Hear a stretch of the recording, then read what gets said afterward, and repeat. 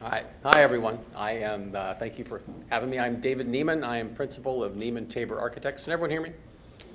I am the principal of a small firm. We specialize in urban housing with an emphasis on livability, affordability, and community. Tonight we'll be presenting Marion Green Courtyard Townhomes. So, Seattle is built out. It's a city basically built out entirely of single-family homes as the basic unit of neighborhood-scale ownership housing. And that story is pretty much done. That model is over. All of our new housing is coming in the form of much denser row houses and townhouses with front stoops instead of front yards, with common courts instead of backyards, and with private open spaces up on roofs, up on balconies. It's a different kind of housing. And as a city, we have struggled mightily with this transition. Culturally, politically, emotionally, it hasn't been pretty. And this has happened for a number of reasons, many of them small, but there's one big reason, and the big reason is the automobile. Integrating automobile parking into the design of a single-family home, it's just not that hard. There's a lot of room to work with. But inserting parking into row houses and townhouses at 2 and 3 and 4 times the density, it's a lot of cars to deal with, and you run out of places to put them. If you take the parking in through the facade, you ruin the streetscape. If you put cars in the center of the site, you wipe out the open space, and if you try to recover the open space by pulling the housing together and putting the open space in the periphery, you compromise privacy and access to natural light. It's a difficult problem to solve, and so it raises the question, how do we build dense urban housing in these new row house and townhouse models that has the quality and the livability that we've associated with our single-family fabric? Tonight's project, Marion Green, is a story about our attempt to try to solve that. In 2006, we began work on our first townhouse project. At the time, in Seattle, if you were going to do a townhouse project, there was pretty much one game in town. It was called the 4-pack. You build a couple units in the front, you build a couple units in the back. The center of the site is where the cars go. It's kind of a no man's land, and there you go. That's what all townhouse development in Seattle was back then. We looked at our opportunity to do our first project, and we said, ick. And then we thought, well, okay, why can't we just kind of pull these units a little bit farther apart and put an open space lid over the parking, and wouldn't that be great? We'll turn what's on the left into what's on the right. Why not? Well, turns out the why not is that what's on the right violated about a dozen requirements of the land use code at the time. It required, we had a brave client, they volunteered for it, and they let us take the project through full design review to try to get departures from all of those development standards. We got it. It took over 2 years to get the permit, and by the time that happened, 2006, it turned into 2008, and the Great Recession was upon us, and the project died.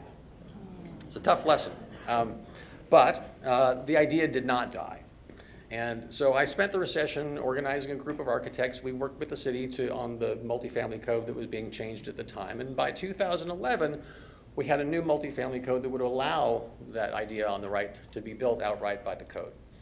By 2012, I had managed to screw up my courage, and I partnered with one of our clients, Par Development, to purchase a piece of land to develop, with ourselves as developer, a proof of concept of this idea. And we launched our first development. And this is what we came up with. So this is a cross-section of Marion Green. That's a 5-unit development. It's at 14th and Marion in the Central District in Seattle.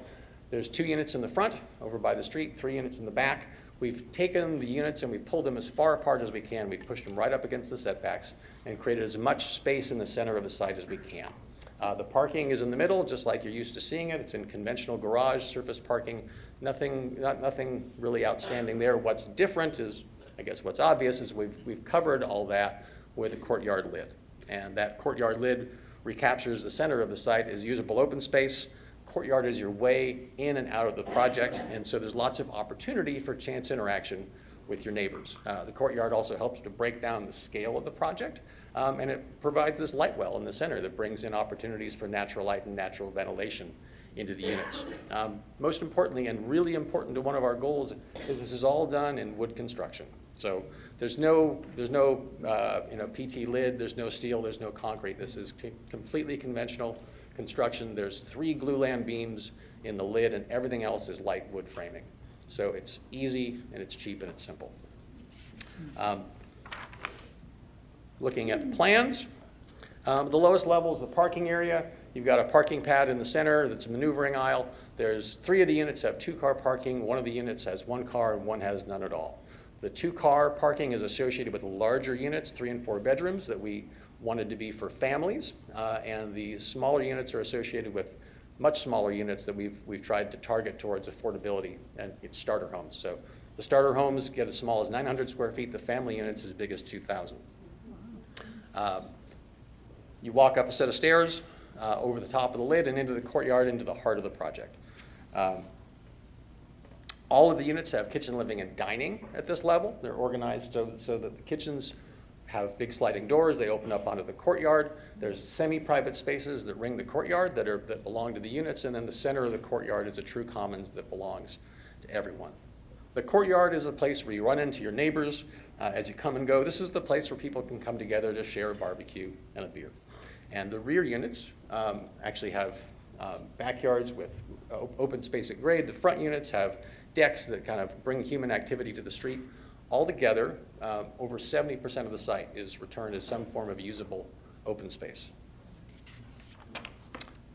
Upstairs at the bedroom level, one of the greatest challenges is privacy. Because we've created this light well in the center, there's great opportunities for natural light, but you also have to manage the privacy relationships between units. One of the ways that we've dealt with this challenge is to nest the units by inverting some of the floor plans. We've created a situation where none of the master suites look at each other across the courtyard. And then finally, up on the roof, this is where people have their private open space. Everyone has a roof deck, and we've arranged the penthouses and used rooftop planters in order to screen the private spaces one from another. And this is the finished project.